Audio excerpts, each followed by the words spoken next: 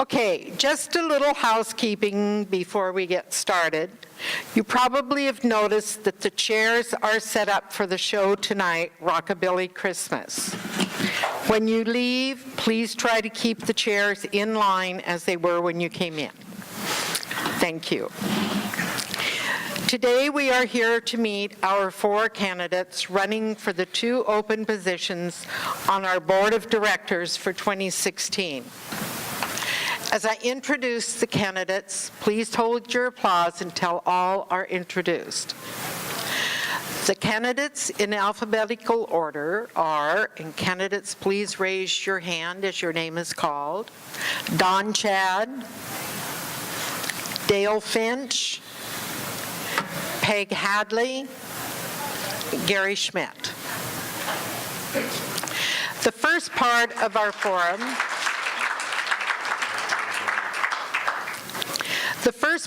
forum is to give each candidate up to 5 minutes to tell you about themselves. And for the second part, we will have questions to the candidates from you, the audience. The candidates will remain after our session for a bit to give you an opportunity to speak them. So Don, you're on. Okay. I hope this is working. Can everybody hear me okay? Good. Excellent.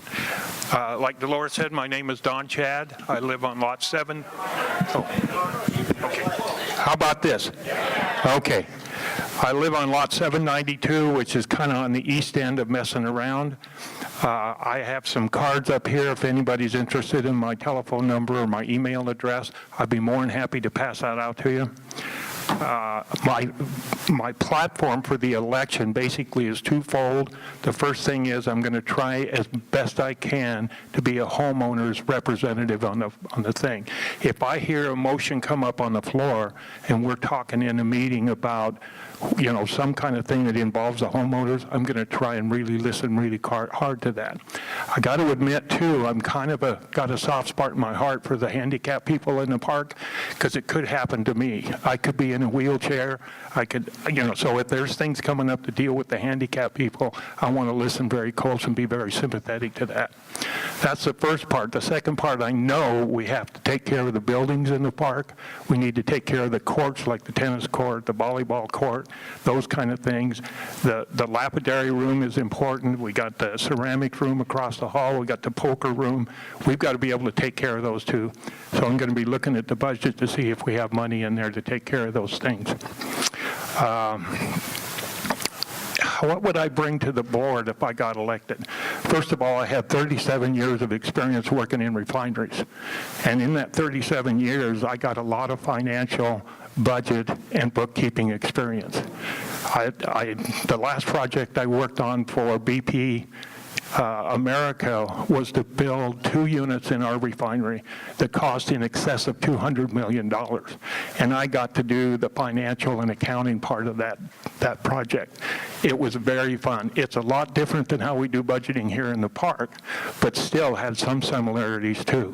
We brought that project in at $1,250,000 under budget, and because the governor of the state of Washington asked us to get that ULSD unit on track, but as soon as we could, we brought it in 3 weeks ahead of schedule. So with the financial data that I have experience, there's one other area. I spent 14 years of my life in those refineries doing project management stuff. If you're not familiar with project management, you take a crew of men out and equipment and materials, and you go out in and do the job. Now, the first aspect you always want to do is safety first. The second aspect is OSHA compliance. If we had an OSHA inspector come in here and start looking at our project, we want to be sure that the people are working within OSHA compliance. I had 3 weeks of OSHA school in Detroit, so I know a lot about OSHA compliance, things like lockout, tagout, those kind of things.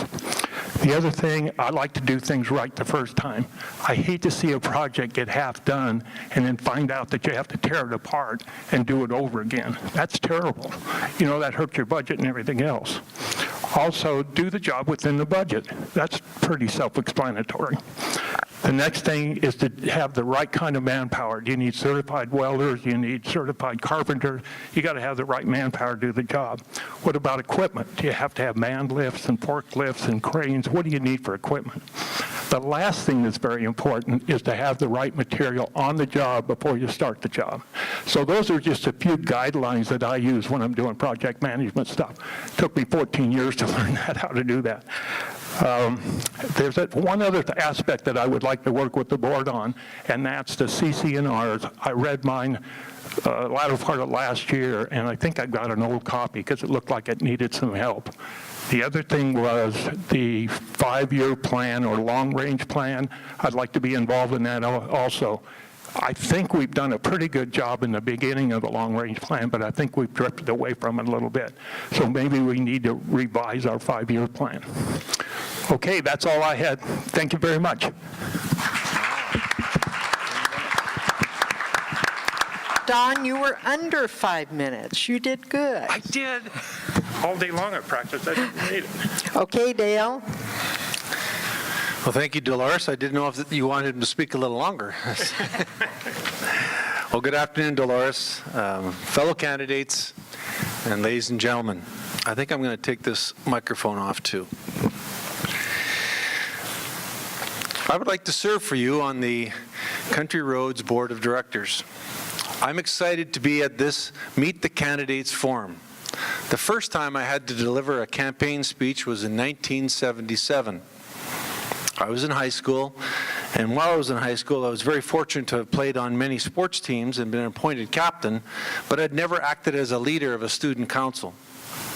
I was honored to be the president of our school in my graduate year, and it had a profound influence on my life. It's also where I met my wife, Marjorie, and I would like Marjorie to please stand. Together, together we've raised 5 children, and I say successfully because they're not living at home anymore. And we've just celebrated, well, not only them getting married, but our 10th grandchild, the arrival of our 10th grandchild, all in our 35th year of marriage. And for that, I'm a very lucky man. I believe Marjorie deserves a medal, and I love her, and thank you. Marjorie and I first came to visit my father, Jerry, and his wife, Diana, in Country Roads in 1995. And we started building friendships and memories with many of you folks and others. We've enjoyed numerous Yuma happy hours, building fun dinners, breakfasts, and social activities inside and outside of the park. And now, with 5 married children and 10 grandchildren, we might need to expand our accommodations with their future holiday visits. But why am I interested in serving on this year's board? This is a question I've been asked many times during this last month. Well, first of all, Country Roads was my father's winter home. Our family enjoyed visiting with him and meeting many families during our Christmas and Easter holidays. Now, as a second-generation resident in the park, I feel at home with many of the activities and events. Country Roads is a comfortable place to be as we adjust to retirement and warm winter living. I don't think I've mentioned I live in Saskatchewan outside of my warm winter living time. I welcome an opportunity to serve on this board that will assist in managing Country Roads at the high standards that the residents have come to expect. I've been in education for 32 years. As a teacher, I've taught children from kindergarten to grade 12 in Canada and Qatar. As a principal, I acted in a variety of leadership positions and worked with a wide variety of families, colleagues, communities, and board and city officials. I also served on provincial and national science fair councils and sports teams. In my neighborhood, I was elected as chair of our community association. I helped on numerous committees and have volunteered and participated in many events. Most recently, I was elected to the board, or as a board member, and acted as the mayor of our hamlet. I have enjoyed my experiences in these positions and appreciated the opportunities that I had to develop budgets, communication networks, and management skills. I feel that I'm ready to serve as a director on the on the Country Roads Board.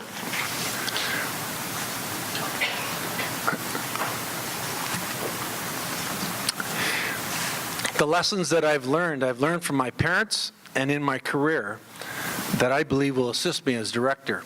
I've just listed 6 of them. Number 1, know the difference between your needs and your wants. This becomes even stronger as we approach the Christmas holidays. Balancing and prioritizing our wants and needs can be tricky. We often want to have the things because others have them rather than we need them. Number 2, remember who you serve. The board serves the residents. I have been asked frequently, what is my agenda for joining the board? I don't have an agenda. My agenda is your agenda. I believe that it's my responsibility as a board member to listen and to assist the residents' needs. Number 3, plan ahead and clean as you go. Things work smoother when they're organized and everything is in its place. Projects that are on time, on or under budget, have followed a shared plan are the most successful. Number 4, don't make promises you can't keep. Mean what you say and say what you mean. Honesty is always the best approach. Number 5, traditional ways can change, but there's no need to rush them out or in. Don't fix things unless they're broken. That's a common thing my father would often say to me. Think things through and try to determine if it is a want rather than a need. And last, number 6, when you're in the room, be in the room. Make a commitment to be at the task at hand. Go all in, as a poker player would say. Things feel better when you've given your best effort, and be engaged, don't be absent. I am interested in working on the Country Roads Board to help find ways to maintain the park's title of being the best Yuma home. Country Roads is known for having high standards. Past boards have paved the ways for owners to have input in the direction and the planning of many things that make Country Roads great. I strongly believe in team philosophy, and as a team member, I eagerly look forward to an opportunity to work for you on the board. I'd like to thank the Country Roads folks who have assisted and encouraged me to serve on the board. I'd also like to thank Dolores and her committee for all their work and dedication towards this election. Finally, I'd like to wish all my fellow candidates all the best. Thank you for your support.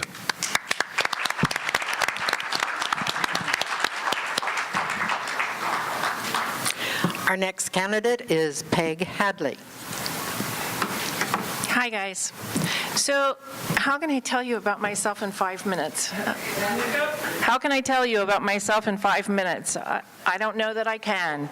But let me tell you how I count how long I've been here, because several people have asked me. The first season that I came, 2008, that was when I sold my business, and that was when I stopped speaking. In my past life, I was a tax practitioner. I'm an enrolled agent, which means that I have a federal license to work with the Internal Revenue Service. I also have a license to work with the Oregon Department of Revenue. My past life was a mediator. I did audits and did collection work for the taxpayer. And I talked to the IRS in their language so that I could get the best result for the taxpayer. That was my client. I'm a basically happy person. I'm a positive person. So how long have I been here? 2008, I sold the business. We came down for a week. 2009, we came down for 2 weeks. Oh, plus a little bit. Then 2010, we came down for a little bit longer. And in 2011, my father-in-law, Maynard Hadley, ended up passing away, and we did stay for the whole time, the whole season in 2011. I decided I could do 3 things a day. I could do something in the morning, something in the afternoon, and something in the evening, because I'm a doer. Well, I found that was pretty bad, so in 2012, I bumped it down to 2 things, and in 2013, I bumped it down to 1, which of course is impossible in this park. So then what happened in 2013, in 2014, I got really, really busy. Somebody asked my husband, why is Peg running for the board? And he said, well, in 2014, she didn't have enough to do. She was very busy. So she decided she would run for the board this year, so she'd have twice as much to do, and last year wouldn't seem so bad. So what's my background? My background is finances. I'm a member of the FAC committee. I worked on the budget for 2016. As a member of the FAC committee, I was on the RFP committee. The RFP committee is the committee that was chosen to determine who we might have as a new management company. We were to select 3 and send it to the board. It's now in the hands of the board. What would I like to accomplish?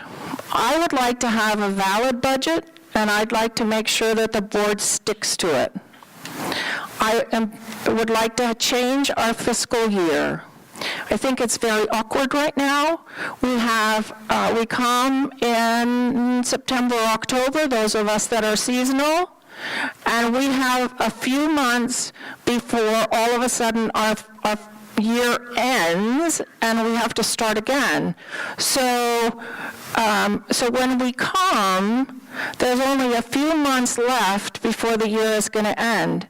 Then we start again in January.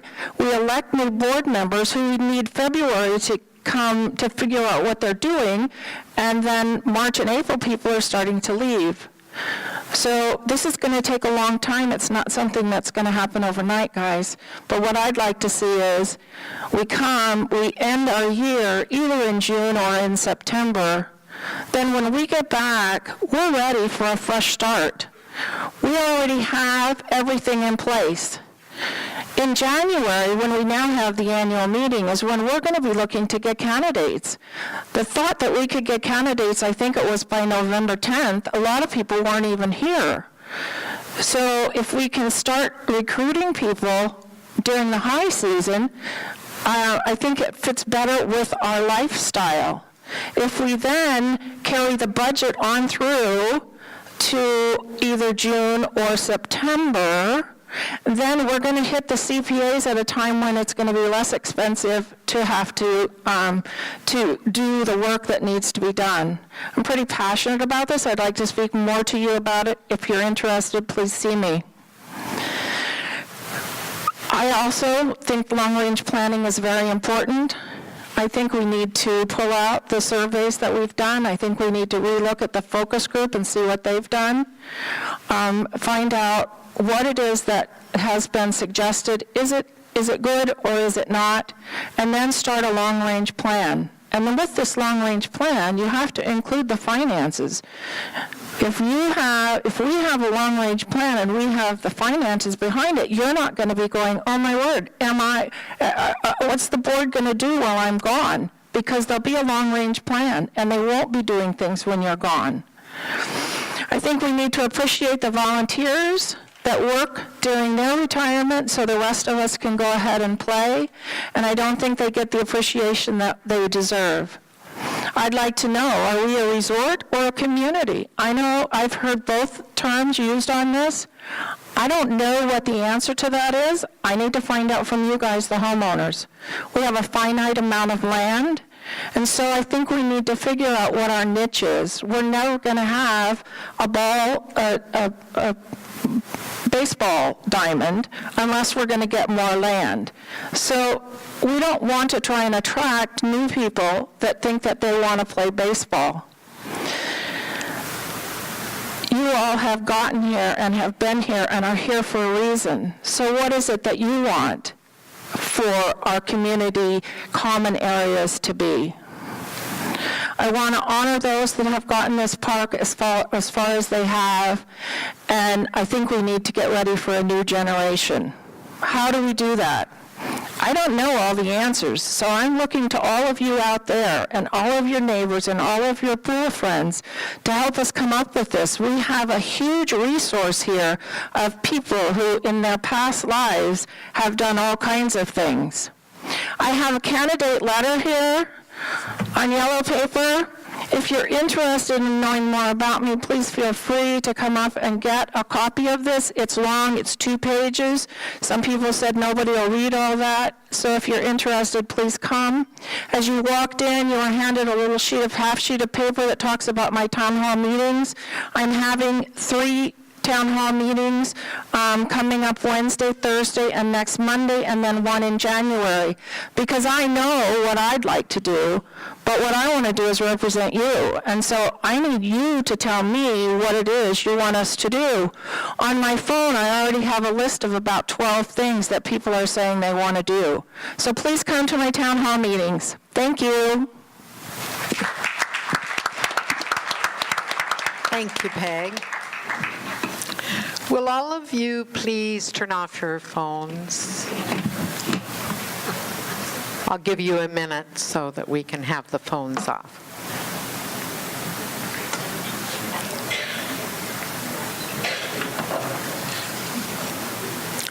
Okay, Gary, it's your turn. Okay, thank you, Dolores. I knew I was going last, so I have about 20 minutes. No, hi, my name is... When I stand up, watch it. Okay, the boss has spoken. Okay, my name is Gary Schmidt. I'm in lot 407. I'm not normally a loudspeaker, so I hope this is working. Can you hear? Yeah. Okay, first of all, you all are very lucky this year. We have a great slate of candidates for you. It's going to be a win-win. The next 3 years is going to be very productive, believe me. I hope you all had a chance to go through my resume. If you haven't, I just want to highlight a few things so you know a little bit about my background before I get into some of the stuff that I like to do.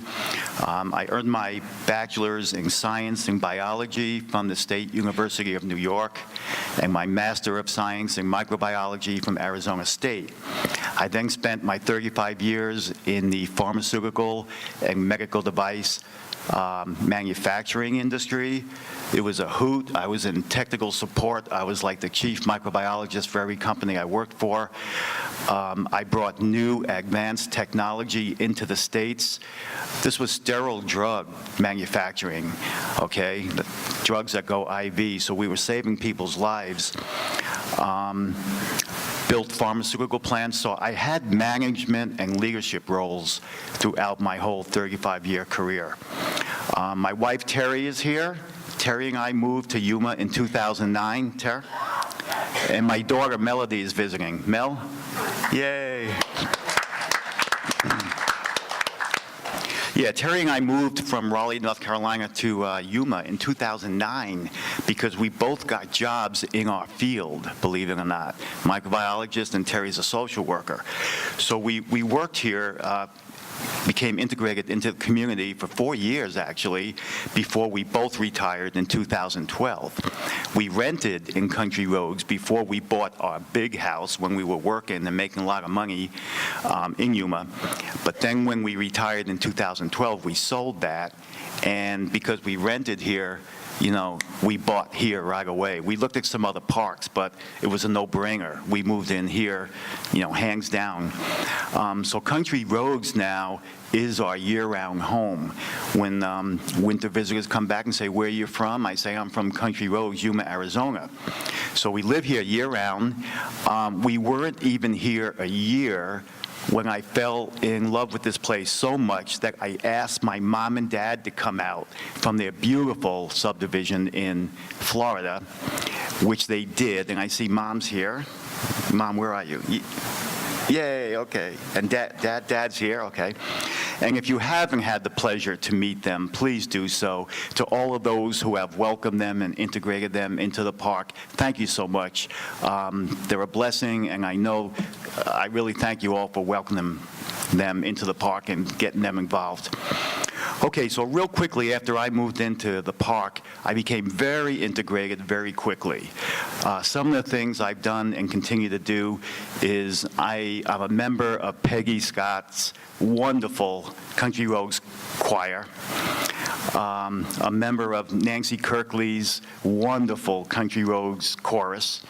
I help with the ballroom support, tear down, set up, take out garbage, all that stuff. I'm in the drama club. The play we did last year was a lot of fun.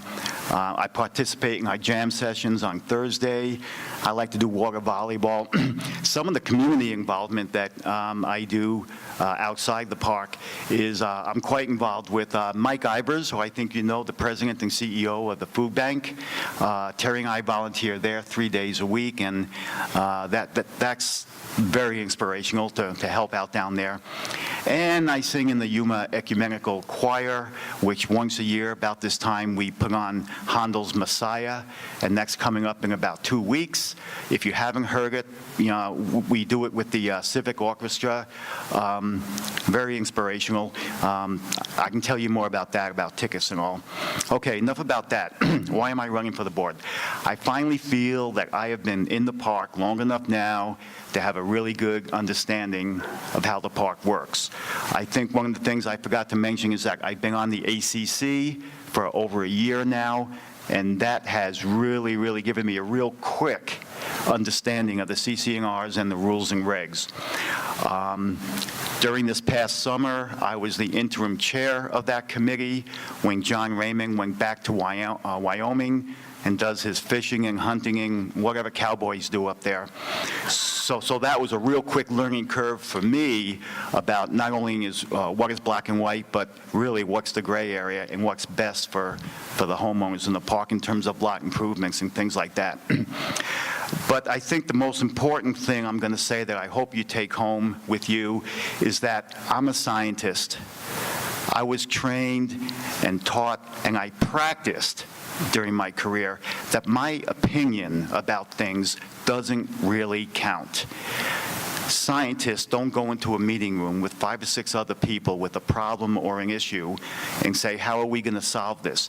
And go around the table and say, I think we should do this, I think we should do that. That's not the way it works. That's not how we problem solve.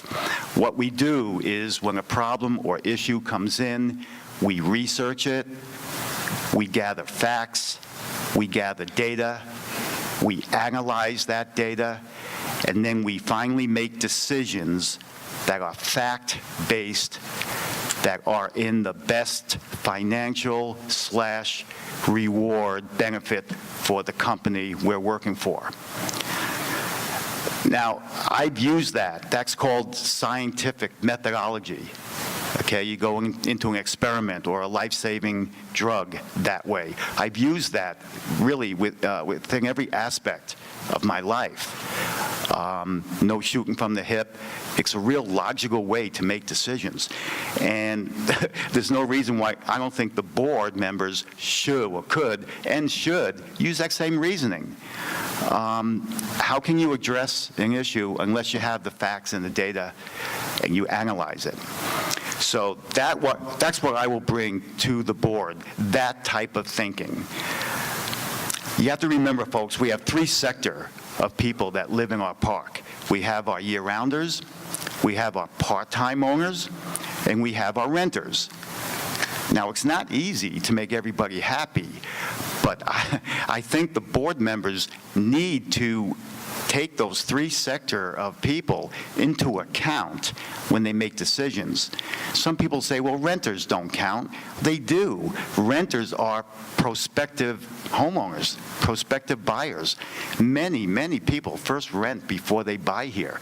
So they are a very important third of the sector of folks that live. Now, I got to think, without being on the board right now, I got to think that is one of the most challenging aspects of being a board member, to try and make decisions that are in the best interest of all those 3 sectors that live here. So I'm aware of that, and that's one thing I'll be very sensitive to. I support Gary Bartlett's marketing approach completely. Gary does a great job. If you don't know Gary, during the summer, he's out picking weeds in people's yards. He's watering ficus trees. He's doing this stuff out of his heart. He's doing this to keep our park the premier and most attractive park in Yuma. That type of marketing and other type of marketing brings in people. It brings in income.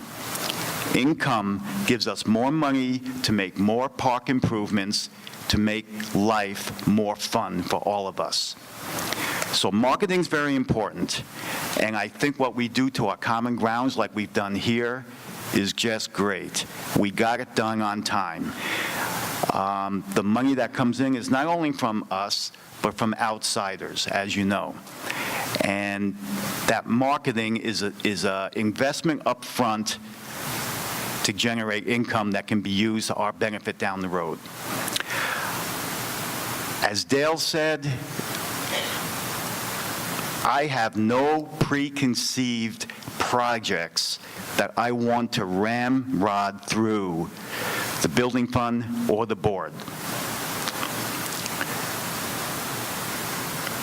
It's my impression that I've seen that since I've been here in the park. I don't think it's right. We need to improve the process about how new capital projects are budgeted and earmarked for money before we start the execution. We need proposals, we need estimates that are more accurate, that we can count on. We need to track the execution of projects. We need someone to know where the money's going, when it's spent, and how much is left. I haven't seen that by the board's own self-admission.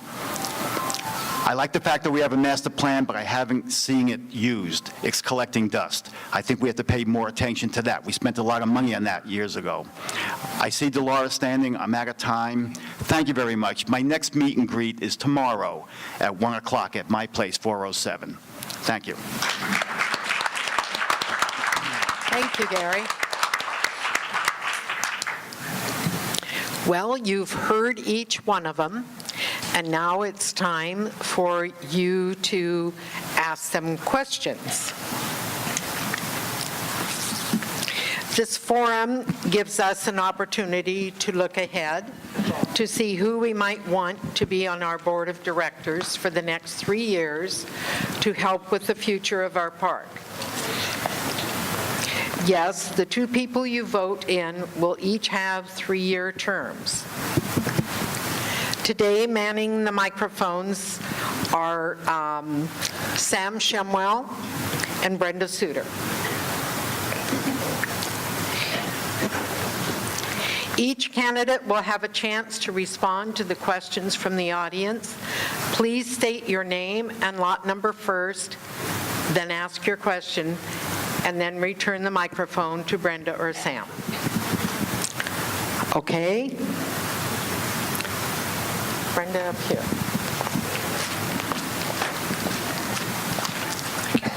Test. My name is Stan Hader. I'm 1089 here in Country Roads. My question of the candidates is that could you identify for us what you would see as the top 2 most important things that youth would move to accomplish or share with the board? Okay, we're going to start with Dale because we started with Don first. So Dale, let's have your response to that. Thank you, Dolores. Stan, just to clarify, what I believe are the 2 most important things that the board should be doing, or 2 things that I think what the board should be doing in addition to what they're already doing? Just 2 most important things you think. That I think, okay. Well, I would, in general speaking, I would say first thing is to gather as much information, almost as what Jerry has mentioned about gathering information before decisions are reached. I think that some things that I've seen have moved too quickly, and there hasn't been a lot of forethought in where it's going to start and where it's going to end. So that'd be one general response. And I think in that also, in thinking things through a little bit, there's been some requests for changes for different facilities within our park. And again, I just encourage our board, and if I was a board member, I would seek more information before making a decision. So be thorough. Be thorough on getting the information first. And the second thing would be, the world seems to be running on budgets, and it's a reality. We can't over budget. I'll be frank with you that when in my first conversations with my father when he moved in here, we're simply, Dad, did you take a look at the books? Do you know if this park is running in the black or in the red? Because there are some parks in the warm winter areas that are in the red, and you may be adopting a financial burden for not only you but your children if you buy into those parks. And so we did our homework, and the park is running in the black. So I think in answering your questions, making sure that decisions are based on solid information is number one, and number two, whatever the project is, there has to be a budget for it, and it must be maintained. We can't over budget items. Thank you. Thank you, Dale.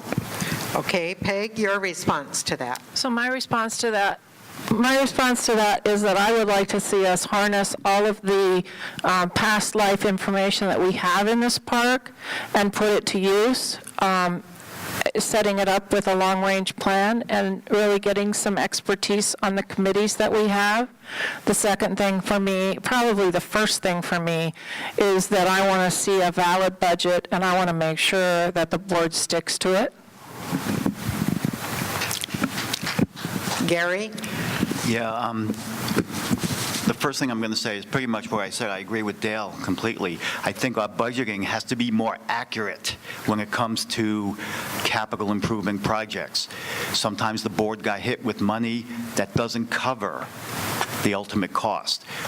The board just recently had to vote another $9,000 for a project that went over budget. So the original budget wasn't accurate, and that's not right. The second thing I didn't mention, but which I will now, is being on the ACC, I'm very sensitive to the water issues, the retention, the drainage issues we have in the park. I know the ACC, which is a great bunch of guys, let me tell you, we're doing the best we can to mitigate the water problems that we currently have and will have in the future if we continue to develop our lots the way we are. Remember 25 years ago, we had 1,200 empty lots, gravel, sand, whatever. Now we have basically 100% cement. Where's the water going to go? The drainage basins that we have in the park were designed 25 years ago only to collect the water that runs off the streets, not off our lots. So we need to do a better job of approving lot improvement plans that address where is your water going to go. It can't go into someone else's lot. It can come into the street. The ACC is doing that. We're looking at really cool stuff like pervious concrete. So to me, that's very important, and I'll work on that with the ACC. Don, your response. During my campaign out there, I went around and knocked on a lot of doors out there, and I met with a lot of people. I think I gave around 300 of these little cards away. I even met with renters and got their ideas of what our park needs and what's to be done here that would improve our park. I would like to do the same kind of thing, Stan, in relationship to what the people think is the most important things to do. I'd still like to, if people have ideas, call me on the phone. I'll come and meet with you, and we'll discuss those very important things, because there's a lot of people's ideas out here that are very, very good.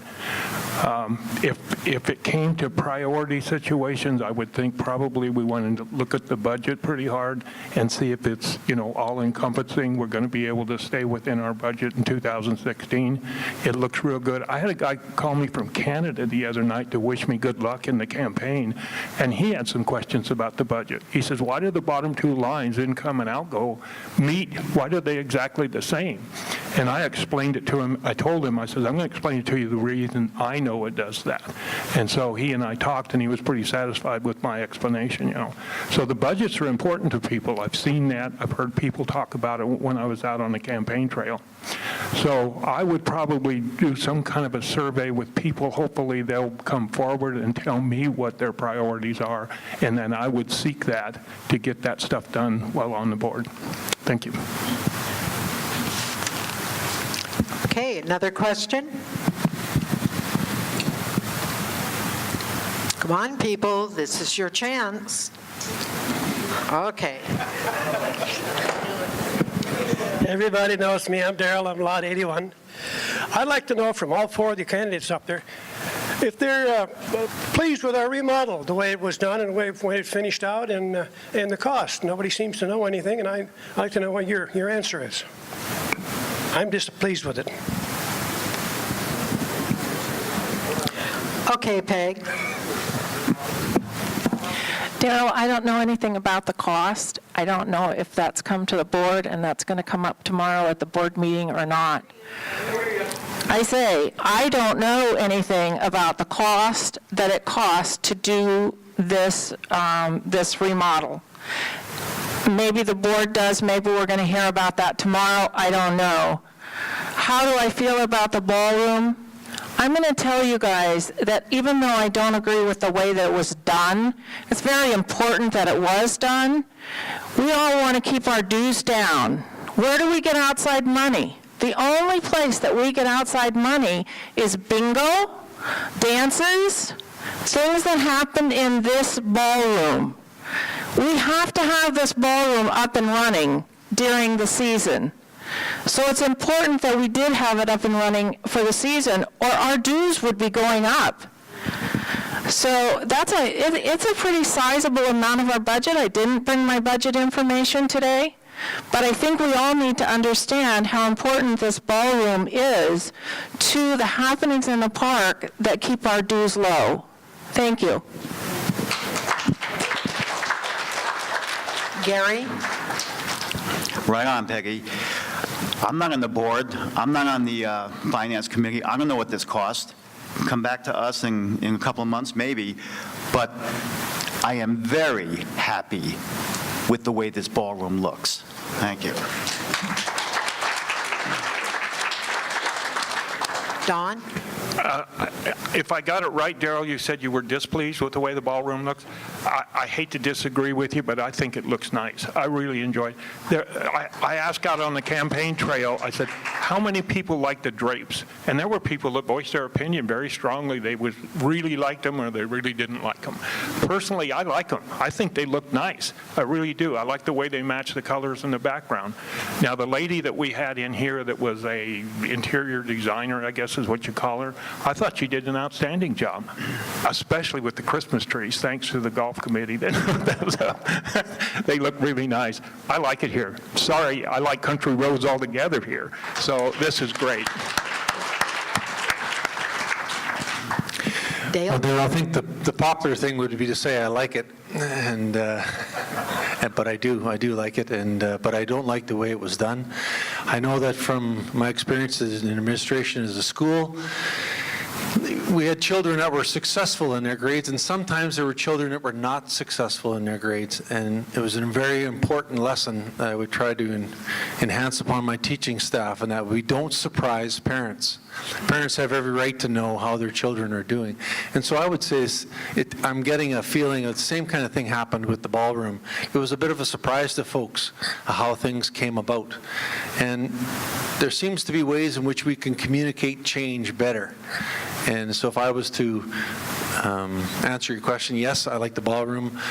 Could the board have done it better of presenting it so it wasn't such a big surprise? Yes, I think so, and I think that would have helped a lot of people ease into it. So, thanks.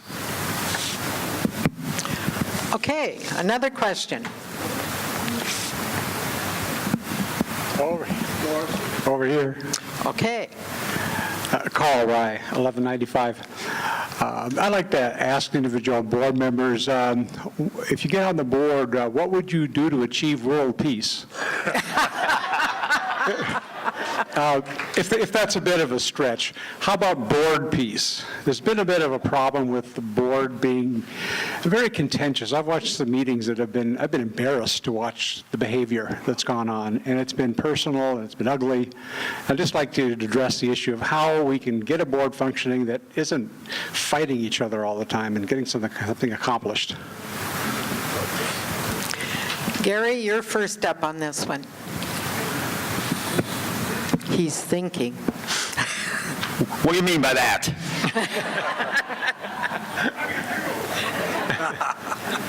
Okay, being married to a social worker does have some advantages. Imagine the talks we had coming home from work, scientist, social worker, right? My wife taught me you can't carpet the world. You can only wear slippers. And what I take that to mean is I can go into the board with my own philosophies, the way I treat people by the golden rule, and hope that people jump on. I can't change people's personalities, but I know who I am, I know who I act, and no one's going to change that.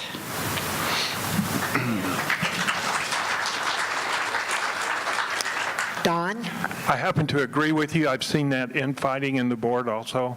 I was raised by 3 sisters and a very strict mother, and I'll tell you, when we did something like that, we got landed on big time. So I would sit down with those people and say, look, this is not something you want to do in front of the homeowners association. That's wrong. And I would try and have a discussion with those people that get into fights on the board and say, we can't do this anymore. This is not productive. It's unprofessional. We need to get back to working together as a group and not working independently. That's how I would attack it, because that's what my 3 sisters would do to me. You know, we're going to work together on this thing. That's the way it's got to be. Thank you. Dale? Board dissension is something that I have seen and seen worst. But I believe that dissension amongst board members is not an unhealthy thing. I would hate to think that they all agreed on everything anyways. But how they present those ideas, I think is what I heard you saying, is that they need to be at a civilized way. And so I agree with Jerry with his comments on we can only do what we do. We have to be governed by our own moral compass. And hopefully others have their own, or at least can adjust their own to adapt to that. So, but I do believe that having differences of opinion is a healthy thing, because I think it stretches all of us to think just a little bit differently. So, thank you. Peg? I agree with Dale. I think it's important that we have differences in that part of the reason that we can come to a resolution is, come to a good resolution is because we get lots of different ideas from the different board members and from the different homeowners. That said, I'm a mediator as a woman, I guess, and certainly my job was to mediate things, and I think I have the skills to bring the board together and have them work together, agree to disagree, and be able to move on.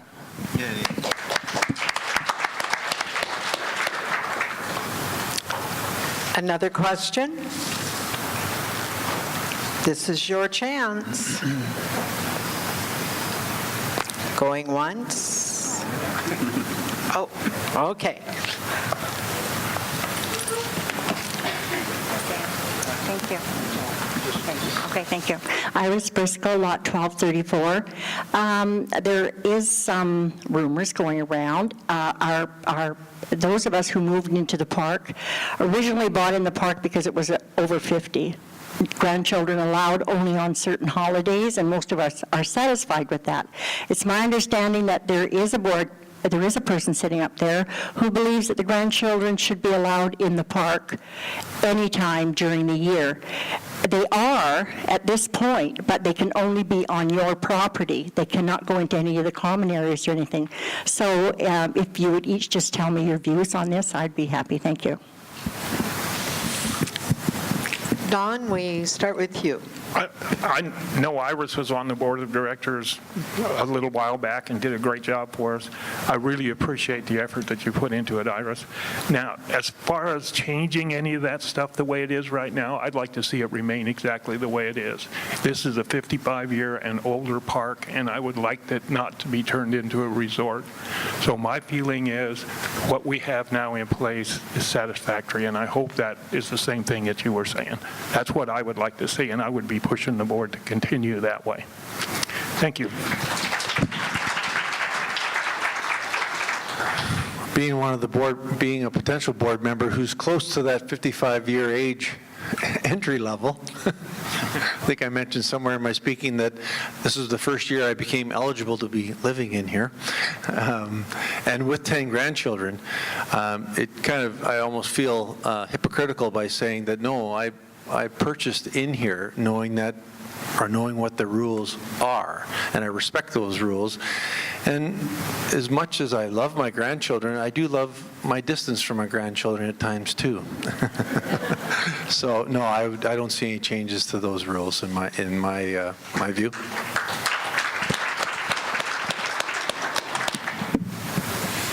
Interesting that you bring this up. My husband and I totally disagree. I personally we have 12 grandchildren, and when we leave the park, that's when we go to visit our grandkids. I know my grandkids, but I've heard other people's grandkids, and I like to keep it exactly the same. I like that it's a 55 and over park. That's part of why I came here. Gary. Wow, this is a good one. I only moved in here because it's a 55 and over. However, my 3 kids live very far away. When they want to come see me with the grandkids, anytime you want, darling, I welcome them. My daughter's here now. I would be supportive of a more relaxed policy about allowing grandkids in. Aren't we all grandparents? I'm not saying open up all the pools 24/7 to kids, but if I tell my daughter, we can't see you or my granddaughter because the park doesn't allow you this week, I would be more supportive of a relaxed policy. Okay.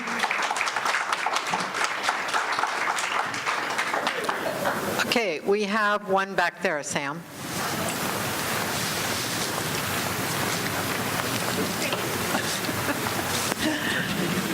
Okay.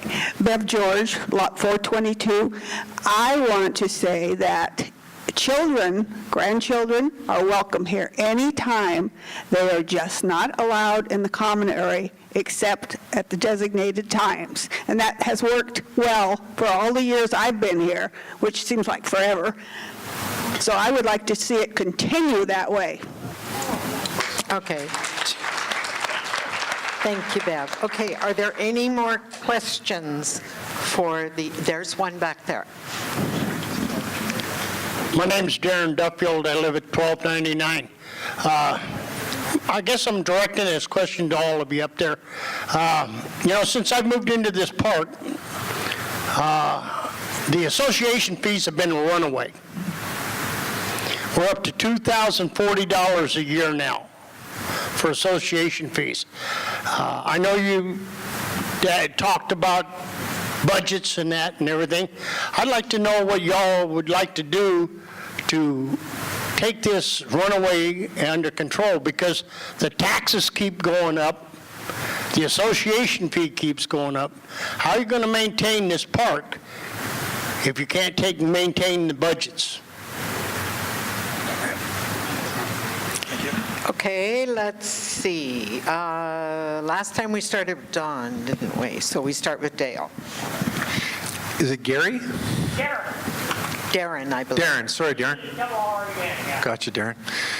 I feel like I'm in some ways repeating my answer. I think that budgets need to be followed, and I think they need to be thought through, and I really believe that, I know there's some areas back home where they almost make it criminal if you go over budget.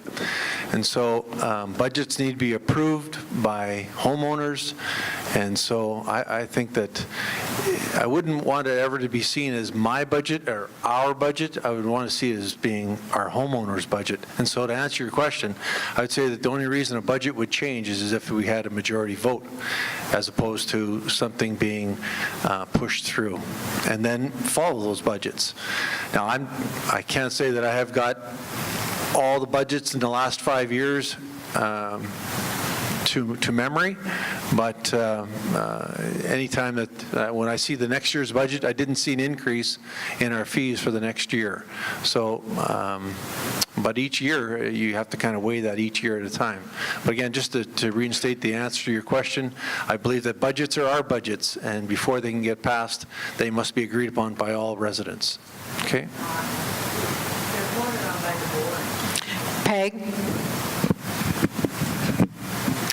The budgets are put together by the Financial Advisory Committee, the FAC Committee, and then they are voted on by the board. In your board packet, you did get a copy of the budget for 2016, and if you have any questions, definitely talk to one of the FAC Committee, the Financial Advisory Committee people. In answer to your question, again, the budget is done based on what we think is our best guess of what it's going to cost to do each of the activities and maintenance of the buildings. It is true that we will have to have increases as things increase beyond our gates. In other words, when water goes up, our budget has to go up. When power goes up, but as far as what the homeowners want to know, you want to know ahead of time so you can plan and budget for something that's going to be increased in your life. And you don't know about your fees here without any long-range planning. If we put together some long-range planning and we can look ahead and budget these things in, then you're going to know. That's why it's so important for us to have a valid budget and to stick with it. Gary? Darren, I'm surprised to hear you use the word runaway for our HOAs. We have very skilled people on the Finance Committee. I would challenge any of you, if you think they just pull numbers out of the air, go to the meetings, volunteer to be on the committee so you might have a better understanding. I see the way the budget has been set and the way the HOAs have been increased over the years, anything but runaway. Some people come up to me during my campaign and say, when I moved in, the HOA was $70 a month. And I look them in the eye and I say, well, what were you paying for gas? 75 cents a gallon? Yeah, I know, but. Okay, then the but is, if Peg and her committee come up with a budget for next year based on their best educated guesstimate, and if it means raising HOA, we know how sensitive people are to the HOA going up, then we have to come back and say, okay, folks, we're going to keep your HOA the same, but we're going to have to cut this, and these services from your fund here in Country Roads. And if that's the feedback of the homeowners, and that's what the board decides to do, that's what will happen. If it's not, then the HOAs go up. Now, again, I'm not on that committee. Maybe I'm making it too simplistic, but something will have to get cut if we're not going to raise the HOA, but the demands call for it with the economy.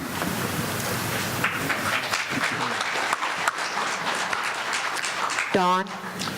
I had a quick little story to tell you. I had an $18 million budget on a project that I was doing back home, and I came in $1,678 under budget.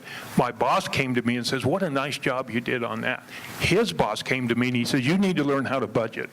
I mean, $1,600 out of $18 million, I mean, that's not bad.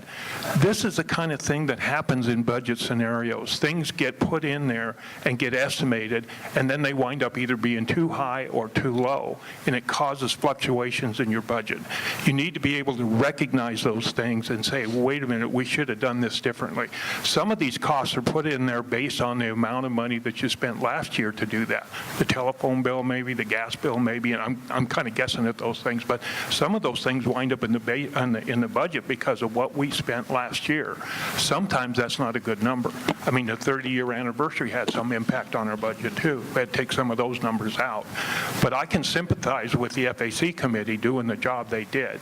I sat in that budget meeting and I thought, wow, what a big job this is to do. I think you people saw those things. How it comes out is another story. I'm very interested. If I was on the board, I'd really like to see how this budget comes out. I saw how it went together. I'd like to see how it comes out at the end. Thank you. I'm Gary Bartlett. I live at 1207. I'm a little surprised that none of you spoke with regard to some of the infrastructure concerns that we have. As you know, the other night, the power went out for about an hour. Our cable is giving us all trouble, and I think it's just down the road, we are headed for some long-term expenses. I would like to have each of you address what you think might be some solutions to that, or how we might start approaching it. Okay, Peg, you're first on this.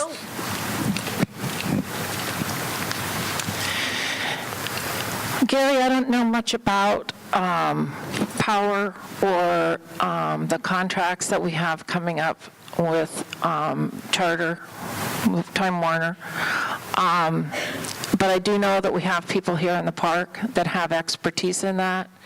And I have been working to make sure that those people are getting onto some kind of an IT committee. I think it's important that we that we have better communication. I mean, right now, the board can't even communicate more than 3 of them in a space. I know that they're going to work on doing that. I think we need to get webinars going. For those of you that don't know what a webinar is where you as a homeowner can call in, the board can call in, and from wherever you're at, on the day of the board meeting, you can be involved in that board. You look on your computer, you'll see the board sitting up on the screen, and you can type in questions and get answers from them. So I think the communication that we have to get done with Time Warner is very important. And I do realize that that the power, it's not just the power, it's our whole structure. Like Gary talked about the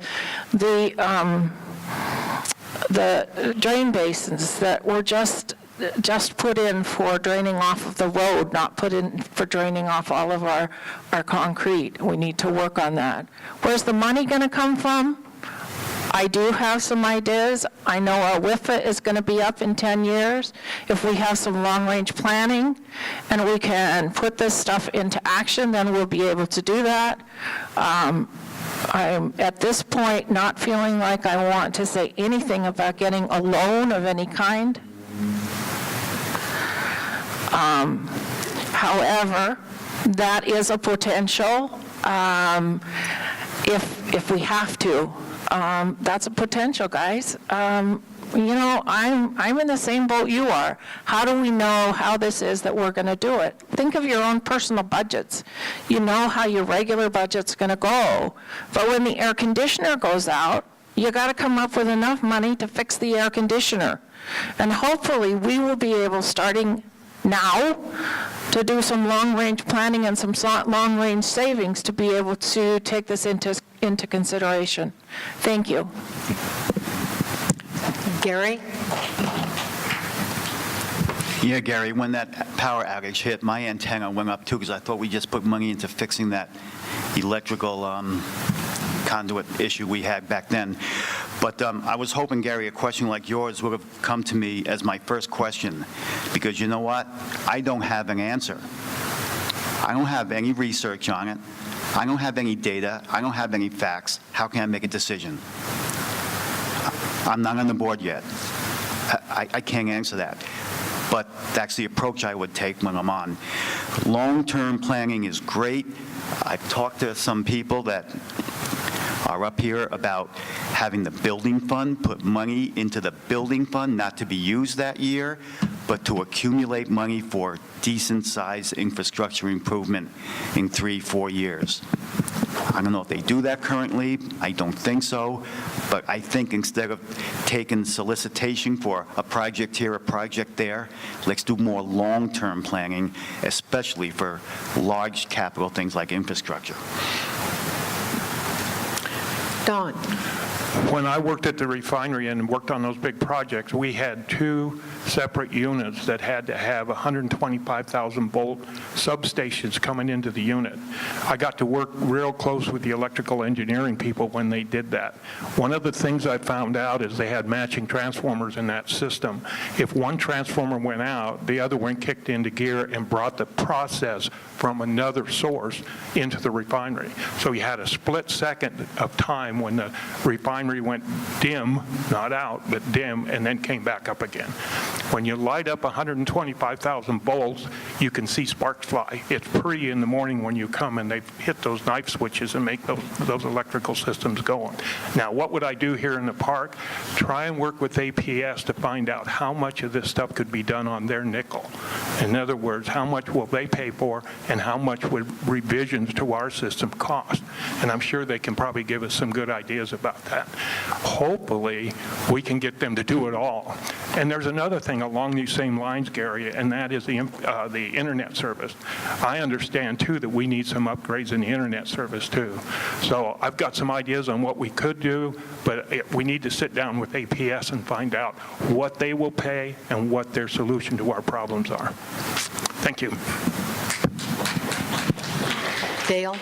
Yeah, I think there's two concerns there. One is resource, energy, and that's APS. And I would hope that there'd be people sitting down with those folks, those professionals, and determining what the root cause of that power outage was, or what the root cause of previous power outages have been from, and then get experts at finding out what that is. I'm not an expert electrician, so I can't answer that question. The second one is not a resource, but it's a communication tool. And boy, I tell you, communication is so important. Peg mentioned about communication among board members and so on, but communication seems to be evolving faster than any of us can keep up. We buy a computer one day and then we find it on sale 3 weeks later for half price, and it's frustrating. And then you say, well, why did I waste all that money? And I bought it then when I could have waited and bought it here. Well, the trouble is, it was great then. And now we got even bigger ones now, and you don't know which technology to pick. But I say the truth of that, or the truth of the answer, is go with the people that are the leaders in that technology. Time Warner is only one of the players. There's other leaders of internet technology in our community, and we need to invite them in and get proposals and solutions. Something similar to our management. I'm sorry, I just lost for words here with the management proposals that we asked to have in, and we narrowed it down to 3, and I think there's 4 that are going towards the board. But I see the same kind of process going for internet service, because I am also frustrated with internet service. It kind of blinks out every once in a while, and I can't figure out whether it's me or them, and I'm pretty convinced it's them. So thanks for asking that question. Okay, any more questions? We got one more over here.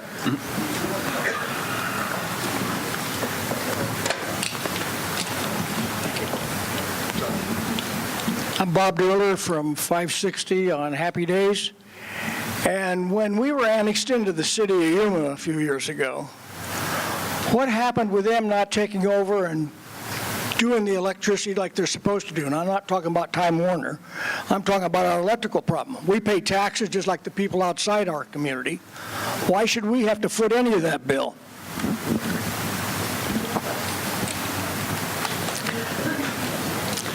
I'm not 100% sure that that's the question for the board, for the candidates. They have no way of knowing anything about that. I will ask if they want to address it.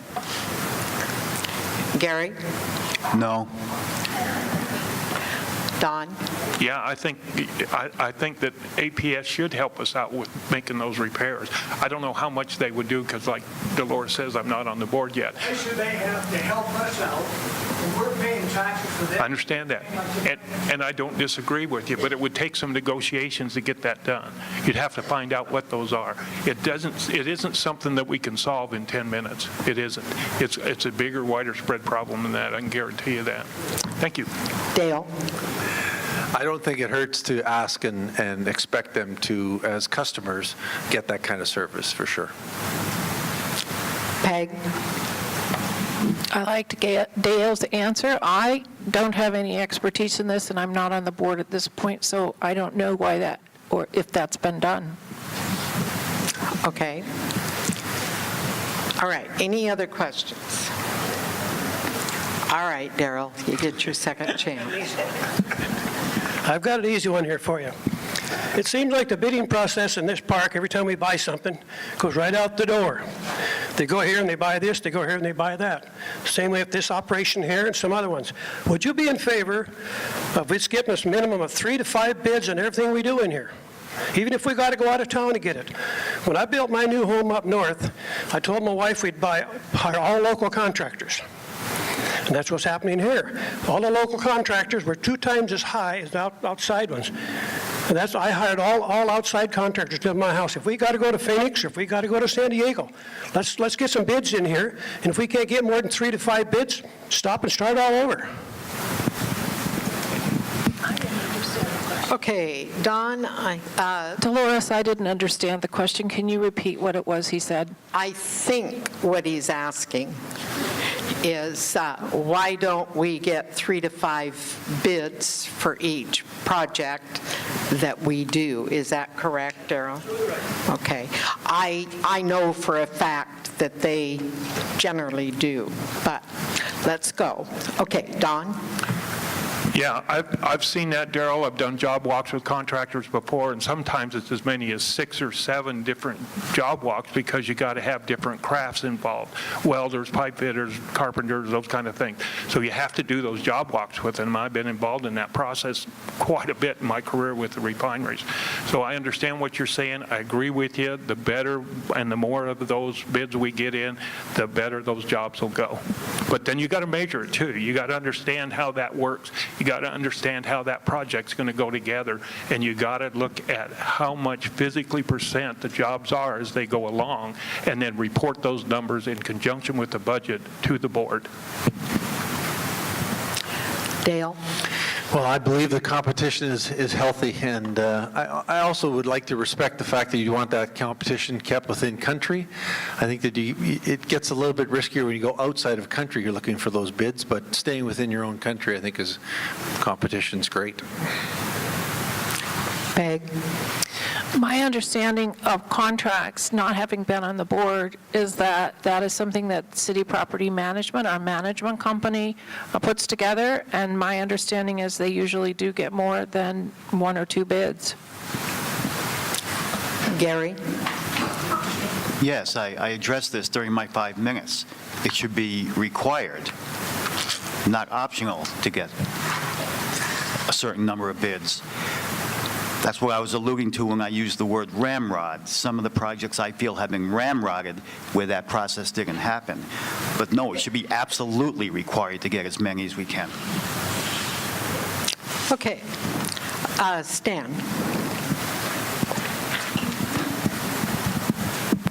Stan Heater, Lot 1089. Would those of you each of the candidates who know unequivocally that the last power outage was restricted to our park, please indicate that that's your full understanding? Okay, we are going to start with Peg, I think. I have no knowledge of that. I don't either. I've asked, but I got no answer. Stan, I was down, when my lights went out and I didn't have any TV anymore, I went to Walmart and went shopping. But there was a truck parked across the street from Walmart in a transformer area. Now, my supposition is that that's probably where the power outage started. Maybe that transformer was a problem. So was it restricted to country roads? I don't think so. I'm just making a guess, though, just based on what I saw that night. Yeah, I'd base my observations on the church that's right in behind Country Road South. All the lights were dark. It's the first time at night the lights were dark. So once we saw those lights came on, we came to the Follies. Okay, any other questions? Okay. We thank you for your questions, and the candidates, thank you very much for your responses and the time that you have given for this forum. Just a few reminders before you go. Leave the chairs in nice straight rows, please. Tomorrow, December 8th at 9 a.m. is the board meeting, and I hope that many of you will be there. Your ballot envelopes in your ballot packets may be dropped in the ballot box, which is in the homeowner's office. Be sure your lot number is on the envelope, and the ballot and the envelope is sealed. And the candidates will remain here for a few moments after adjournment if you would like to chat with them. We'll have them come down off the stage so nobody else is up on the stage. Thanks again for coming.